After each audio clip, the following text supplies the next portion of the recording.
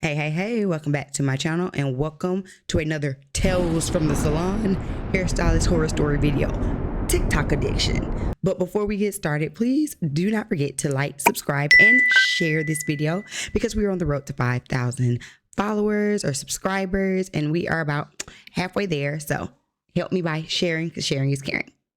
I've been scrolling down TikTok and I have seen some horror stories and we got to talk about it. Y'all know I had the series over here on my channel, Tales from the Salon. I'll leave the playlist link down below and up here on the screen where I go in and I give my professional opinion about some of the terrible things that stylists and clients have gone through. And TikTok has just opened up a whole nother world, honey, because it's the wild, wild west over there. So I pulled a few videos. We're going to sit back. We're going to talk about some I'm just going to let you listen to, and I want you to give me your opinions about them down in the comments. And please share down in the comments if you have had any hairstylist horror stories. Be still styling. All right, let's jump into it. Y'all, so let me tell y'all how my hairstylist left to go do somebody else's hair at a whole different location and then never came back, never texted me, never finished my hair, nothing. And this is all I got. At least what she got looks good. Small victories. So mind y'all, this is my friend. So basically I asked my friend because she do a trade with me. And she been asking me for extra small knee length knotless. So I'm like, if she want that hairstyle, I might as well get the same hairstyle too. Because I know she gonna want that hairstyle because she wanted to trade. She been saying she gonna come to me for him. She just gotta. That's wild, first of all. The fact that you were in the beauty industry trying to get your hair done by one of your friends and you make a story time about her. I think that's what's wild. So a trade, for those of you who do not know, is where you trade services. So I might be a hairstylist and you're a hairstylist. So I want you to color my hair and then I'll braid your hair. Or you're a nail tech. So I want you to do a set of nails for me and then I might lay your wig, you know, something like that. So a trade for trade service. So already what it's giving is, because when you do these trade services, you're clearly not paying for them. So just based off of already what's going on, it sounds like she left to probably go to a paying customer. That's probably what happened. Let's see what's up. Gotta, you know, like get herself together and she could come get them. So she's like, yeah, we could do a trade. And I'm like, okay, what about the 11th? She's like, yeah, we could do the 11th. But then she like, 12 should be fine. And then she stops texting back. So I asked her, like, I'm asking her, like, can we do this time? And she stops texting back. Mind you, we're texting on Monday. My appointment's supposed to be Thursday. She don't text back all week. Thursday morning, I text her, like, so I'm assuming you're not doing it. And my thing is, like, if you weren't doing it, you didn't want to do it, like, you could have said that. This should have been my first red flag when she told me that, like, what she didn't tell me anything. That should have been my first red flag. So boom, she's like, but yeah, I can still do today. I'm sorry, like I just been at work, which is understandable, but you can still communicate. It take 2 seconds to pick your phone up and say you don't want to do it. Like, you feel me? I'm like, yeah, we can meet up at the shop and you could do my hair, whatever. She's like, okay, are you driving? Like, basically she need me to come pick her up. Okay, that's no problem. Mind you, like I said, this my people's. Oh well, like we cool or whatever. Like we been getting to know each other as friends. Like we ain't close or nothing like that, but we been. So I didn't go to part 2 because I'm not even going to hold you. I already see where this is going. This is literally, she's leaving you to go to a paid client. Is it trifling? Absolutely. If you didn't want to do a trade, or if you wanted y'all to like maybe pay, or I don't know, maybe do it on an off day or something like that, then that's when it should have been done. But to get a quarter of the way down someone's head and then just dip out on them, I would be pissed too. But I also don't know if I would go on TikTok and blast my friend. That's just me. Y'all tell me what you think. All right, let's go to the next story. Can you tell me what you would do in this scenario? And if you're a hairstylist, you get extra points for dropping a comment. Okay. So let's say you make an appointment with a new hairstylist you've never been to. You arrive 30 minutes early for your 12 o'clock appointment. You arrive at 11:30, your appointment is at 12. But due to the way the storefront looks, the salon looks on the outside, you text her just to make sure you're at the right location. The stylist says, yes, you are at the right location, but I'm actually not there. I'm actually en route, and I have a client before you. I'm starting late today. Now, you understand that things happen, but texting your client 30 minutes before your appointment is absolutely absurd. You tell her that you actually arrived early and you're actually sitting outside in your car for your appointment because you wanted to avoid the $1,000 late fee that she charges. Not $1,000. She then asks you if you can go home and come back. You tell her that you live 45 minutes to an hour away, so it wouldn't suffice. But what time do you anticipate to start my hair since you have another client? It has been 30 minutes since she has not responded. What do I do? All right, so let's talk about it. Stylists, how are y'all getting to the salon literally like right before your appointment? How are you running late and you're not telling clients? Like, don't get me wrong. Again, we are all human. Things happen, but most of the time you should be telling your clients when you're running late. And then communication is key. A lot of times what I see with these horror stories is you could avoid half of the trouble if people just communicated. Like, leaving people in the dark is what really pisses them off. If I were her, I would never go back, period. And then anyone who charges a late fee should be someone who is very particular about being on time. So that means that, and then I'm trying to figure out, you had someone before her, but you're not even there. It'd be different if it's 11:30, she pulls up, you're like, I had someone before you, I'm running late, but you're actively doing that other person's hair. That means that you're not, it's 11:30, her appointment was at 12, you haven't even started on the other person. That means you're probably not even going to get to them at the earliest to like 1 or 2 o'clock. Who's doing that when you have an appointment time? Girl, bye. Tell me about a time you let somebody do your hair that you knew you shouldn't have let do your hair. I'll go first. It was last year. It was August of last year. Me and my boyfriend were going to one of his best friend's weddings. I wanted these. I wanted the locks. I wanted them long. I wanted this hairstyle so bad because I wanted to be a bohemian goddess princess at this wedding. And Side note, I do really like these locks. They look very natural, very cute. Like, I do like the style and it looks really good on her. I don't know about the other ADHD girlies, but let me tell you something. When I hyper fixate on something, I have to do it. Like, there's nothing else that matters in that moment. I don't care about any other hairstyle on earth. I wanted these, and I was so desperate to have them. My boyfriend was like, why don't you just take your time and really do your research? Because I was getting scammers, do little weird stuff.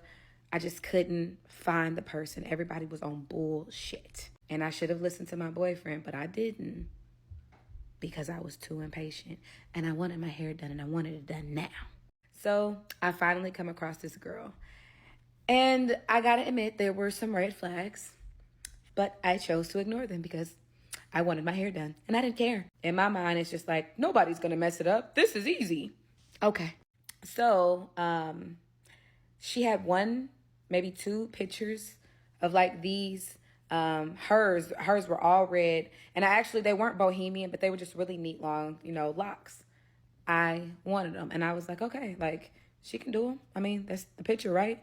Even though she didn't have a lot, I trusted it. Yeah, that's right. Me, my dumbass trusted a complete stranger that was on Facebook. Me. Story.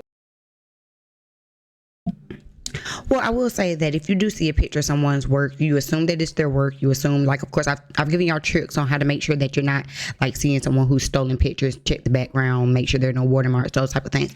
So I wouldn't be like super weird. I wouldn't call that a red flag. I might call it a yellow flag if you don't see a lot of pictures of the particular style that you want. But if you would see at least one, I wouldn't call that a red flag. Of my fucking life, but that will be another story for another time. By the way, my voice is hoarse right now, so don't be making fun of my voice right now, okay? Anyway, back to the story. So I contacted the girl. She was really nice. Like I said, there were red flags. I had to pay her a travel fee because she was coming to my house. I had to buy my own hair, which was super hard for me to do because I never know what stuff to get. It's just really hard for me to focus in there. And I also, of course, had to, pay her. I don't know if she's listing these things off as red flags, but these are not red flags. To have someone pay a travel fee is not a red flag. That's pretty common practice for traveling stylists. To pick your own hair, again, it's not a red flag. Would you prefer the professional pick your hair? I'm sure. It might be a little easier, but like, it's not a red flag. And if you are unsure about what to pick, then it's always wise to ask your professional, like, what is it that you want me to get? Send me a picture of the brand. Send me a picture of what it looks like so that I know what I'm looking for when I go to the store. Or ask them to do it and offer, can I give you $15 extra for you to do it? Now I know, people don't necessarily always want to do that, but I'm just saying, like, that's not a red flag. I don't know if she was listing those as red flags, but they're not red flags. So in total, I ended up spending about just under $500, if not right at five.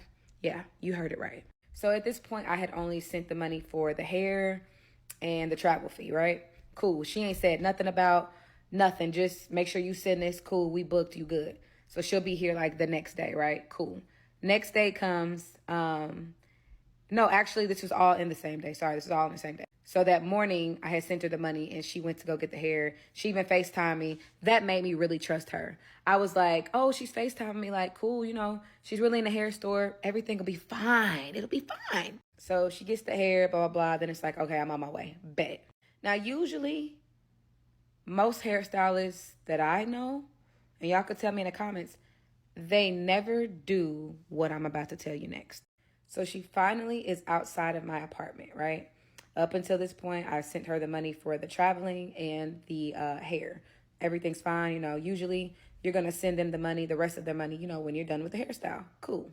Well, she calls me from outside of my apartment building while she's still in the parking lot and says, hey, I need you to send me the rest of my money. I'm like, huh? Because there's no way she just said what I think she just said. She did. She said, yeah, I need you to send me the rest of the money, the total amount. I said to her, and I remember I felt so uncomfortable because I do not like confrontation, especially like weird confrontation. Like you about to come in my house, and I don't let nobody come over my house. So for me, this is just really, really weird. Like, why would you do this while you in the parking lot? Like, golly, but I done already sent her some money and she's outside of my house. What do I do? I said, well, why didn't you say nothing to me before? Like, what if I don't like it? She takes this weird long pause to where I'm like, is she about to say something crazy? And then she says, well, you're going to like it, but you're really going to like it. I was like, okay. So I send her the rest of the money. I'm sorry. Is it common practice for you to pay before services? I know some people are like some stylists feel like they're going to get scammed, so they tell clients to pay before. But if you already have sent her some money, if you already sent, you know, essentially a deposit, and she's outside of your house, I don't understand the point of, okay, well, go ahead and send me the rest of my money. That to me is more red flag behavior. Now that is like red flag. And it was just probably like $350.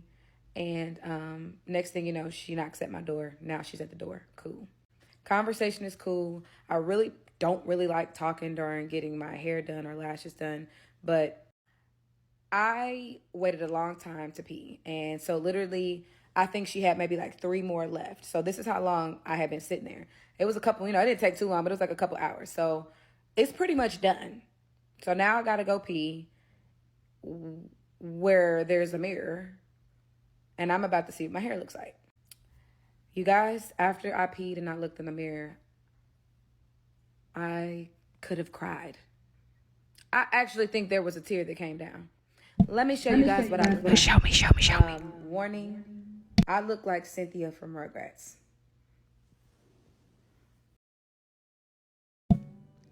No, that does not look like what she has in her hair now. Oh my goodness. Wow. Okay. The wrapping is crazy. It's too bulky at the root. The part is crooked. Like, ooh wee. That's what my hair looked like after I peed. So needless to say, I was devastated, and I go out there with the most shriveled up, bunched up face you could ever have. And I said, I don't like this. And I have anxiety really bad. And like I said, with confrontation, this is a stranger. She's in my house. I don't want to have to be like this. But I literally I said, it doesn't look like what I asked for. I don't like it. And she was like, oh, well, girl, it looks fine. When you get in the shower, run some hot water and put a scarf on. So I just paid you almost $500 for that. Let me show y'all one more time. And y'all, $500. I wish you didn't have this banner thing up here on the top, but $500 for this is wild. This is wild. Like, now I'll be mad. I would be hot about this, especially for $500. I hope that this was a human hair, and it's like, can you even reuse this hair? I would be pissed. Hairstylists must be stopped. I just finished writing a 1-page letter to my credit card company disputing 2 charges from my recent hair appointment that never happened. And I feel pretty uncomfortable talking about this, but I know there's somebody else out there who's had a similar experience as me. This was someone who I'd never been to before, but felt like pretty confident. I had a ton of mutuals with her on Instagram, and I loved the way she marketed herself. I loved her work. Like, all the green flags were there. For some reason, you know, this time it just didn't work out for me, which seems to happen a lot when it comes to doing my hair. I just hate how us as Black women, like for me especially, when it comes to getting my hair done, whether it's because I have like 4C hair, or because I think I'm gonna get stood up and get the hey boo text, or because I'm worried I'm walking into somebody's house, like there is just so much anxiety around booking hair appointments. And don't even get me started when it comes to like them actually executing and giving the style that you asked for. I ordered the hair about a week before. She specifically states in her policy to order it 7 days before. The screen says, I ordered the bundles from her website and they were being shipped directly to the seller. So a week before her appointment, it being shipped. That should be enough time. You know, sometimes you have issues. I actually have issue right now with some hair that I ordered being held up at customs. But that's because I'm in Germany and there's always like a extra little level of something versus US side. So 7 days typically should be enough time, you would think, right? I ordered my hair on a Sunday. My appointment was on the next Saturday, and I had asked her about it. I asked her how to order the hair. Technically, that's not 7 days. Technically, that's 6 days, and it's a Sunday, meaning that she would probably have to contact her supplier, who probably would not be open until Monday, meaning that you actually only have about 5 days until your hair would be there. Still, depending on where she's getting the hair from, not a super like long window, but doable. But it just kind of depends. Like if she is ordering straight from vendor from maybe, let's say, India or China or something, that is, you know, that's probably not going to be enough time, being realistic. And she told me if I'd ordered it by that night that it should be in by the time of my appointment. And I'd ordered my hair within like 5 minutes of her sending me that text. Fast forward a week later, at my appointment on Saturday morning, and a couple other little things happen that I'm just gonna skip over. I get to my appointment Saturday morning and she tells me she doesn't have the hair. Now, I ordered 3 kinky straight bundles for $280, which I think is like a pretty decent price. Like, it's definitely not crazy. She was telling me that the hair didn't come in on time and that I should have ordered it within a week, as she stated in her policy, even though she basically co-signed me ordering the hair that Sunday before. I couldn't. All right, so like I was saying, see, because I could see what was happening. I saw it coming. Yes, she might have told you that you could order it and the hair would be there by your appointment on Saturday, but you know, there's no guarantees. It's shipping. You know what I'm saying? So when you go below what is the recommended shipping window, no one can guarantee that. Now, as the stylist, you should have expressed that, like, it should be here, but this is why I tell clients to order 7 days ahead, just to be sure. You get what I'm saying? Like, you explain that to the client and you let them know, hey, I'll keep your appointment, but I'll keep you updated. If I get your hair, I'll let you know. If it comes late, maybe is there an alternative date that we could do? You get what I'm saying? Like, you have to keep that line of communication open, especially because this is not the stylist's fault. Like, she cannot control when the hair will arrive.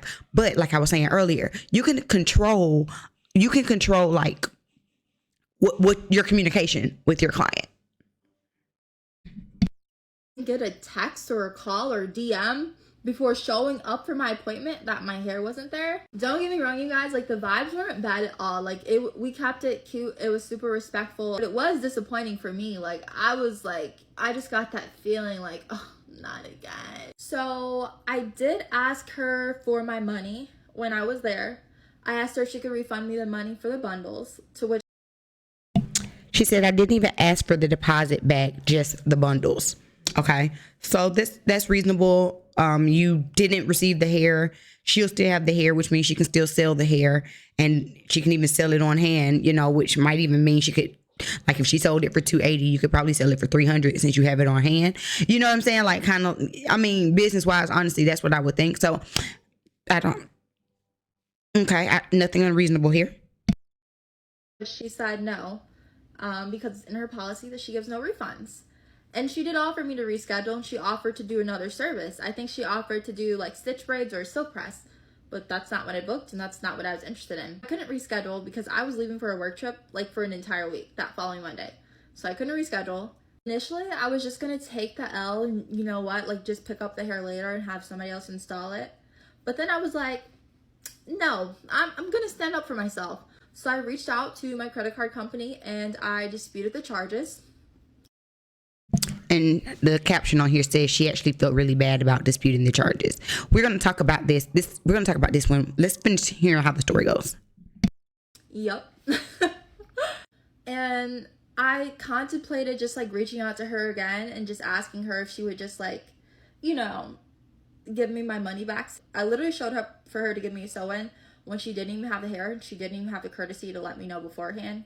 Like, she says, I just wish I would have gotten a heads up from that a sew-in wasn't happening before showing up thinking I'm getting my slayed. but I was like, you know what, just let it go. Now, I don't want to throw anybody under the bus because, like I said, she did apologize to me. She said that she was sorry that this was my first experience with her. And I think by that point, we both knew that we just weren't for each other. But I just hate that for us Black women. Like, why can't we just have positive experiences when it comes to our hair? We already have to fight so many battles. Like, why can't we just work together? All right, so let's talk about this disputing really quick. This is why, as a stylist, I often say that sometimes some battles are just easier to not fight, because for you as your business, receiving a dispute looks really, really bad, especially if you want to grow and expand a bit more, and maybe get like merchant accounts and things like that. It's already hard enough if you are in the hair industry to get these type of accounts, because clients dispute these charges a lot. Okay, clients tend to dispute these things a lot, and I'm not saying that like all of them are scammers, but some people are actually scamming. Like, they'll get their hair and then dispute and stuff like that. Now, as a stylist, especially if this is a first time client, there's a better way that she could have handled this. She could have, of course, communicated beforehand, but just off of GP, just off of this being a client, a new client, well,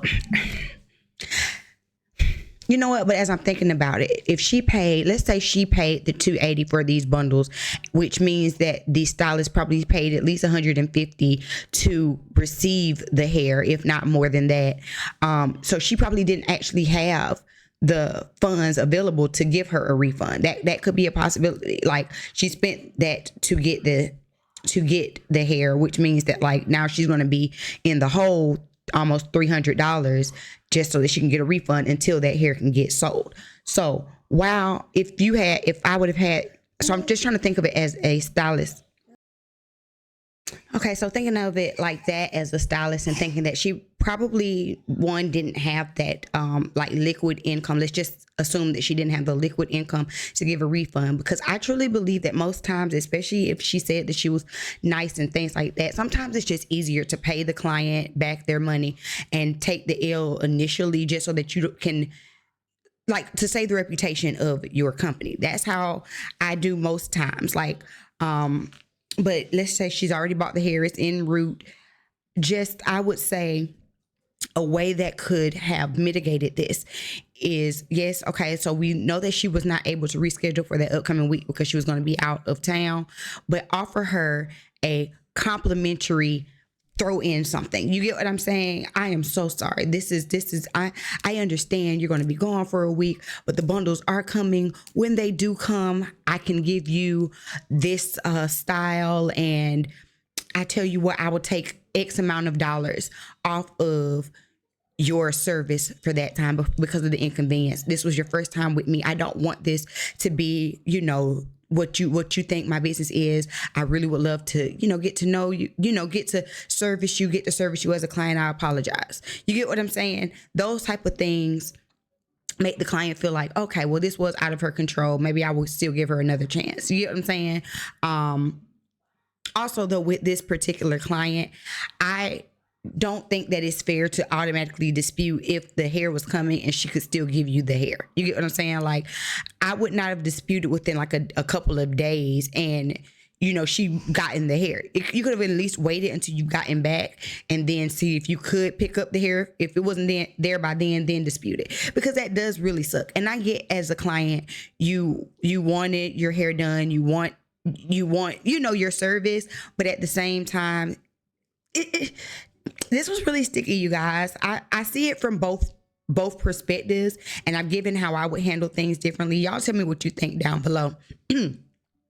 Like I said, especially as a stylist, sometimes it's okay to bend your policy just a little bit, especially with new clients, because you want to make sure that you're building that reputation, that rapport with the person, and giving them a good taste in their mouth, because we know that the industry is so saturated with terrible experiences right now.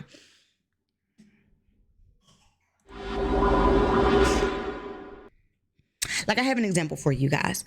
I recently had a client who found me, you know, via a Facebook group that I'm in, and she reached out to me. She was on my website. She said she wanted to book with me, and she reached out via my email and said that, you know, I've been scammed before. I understand that you have a deposit. Now, mind you, on my site, I let everyone know that deposits are non-refundable unless I have to cancel your appointment for some reason. And then I also have other stipulations with the deposits about like when you cancel or if you need to move your appointment. Sometimes I'll transfer the deposit to a moved appointment, but you know, there's different stipulations. Anyway, she said that she wasn't comfortable paying a deposit to someone that she's never met. She's been scammed before. You know, I assured her that the deposit went toward her appointment total, but I did let her know that since, you know, she was a new client and was a bit weary, I would go ahead and book her appointment for her. But I did let her know that if on the day of she canceled or anything like that and she would need to rebook, then she would have to pay a deposit. Because for me, deposits are ensuring that you're going to be here. You know, they're ensuring that especially when you're getting a Saturday morning, my first appointment on Saturday morning, of course, that's the first appointment that goes. So it's ensuring that you're going to be here. So I let her know. I was very polite in our correspondence. She came. She got her hair done. Everything went great. She pre-booked for her next appointment, and I let her know, for your next appointment, you know, you'll get a reminder email for when to send the deposit. She said, oh, that is fine. Now that I've met you, I'm comfortable with you. I have no problem sending a deposit. But do you see how that interaction got me another client, got me a client that will be coming back, who's already booked for that next appointment, versus no, you don't pay a deposit. It is what it is. And now I just lost $90. You know what I'm saying? So these are things that sometimes you have to weigh your pros and cons about as a professional. But that's it, you guys. I hope y'all enjoyed it. I'm going to come back with some more tales from the salon because this was fun. It's going back to one of my old series I haven't done on the channel in a long time. I hope you all enjoyed them. Please don't forget to like, subscribe, and share. Also, if you are looking to buy a Besto Styling signature unit, you already know what to do. Visit my website, www.bssu.com, and I will see y'all in the next video. Peace. Go ahead and visit my website, www.bssu.com,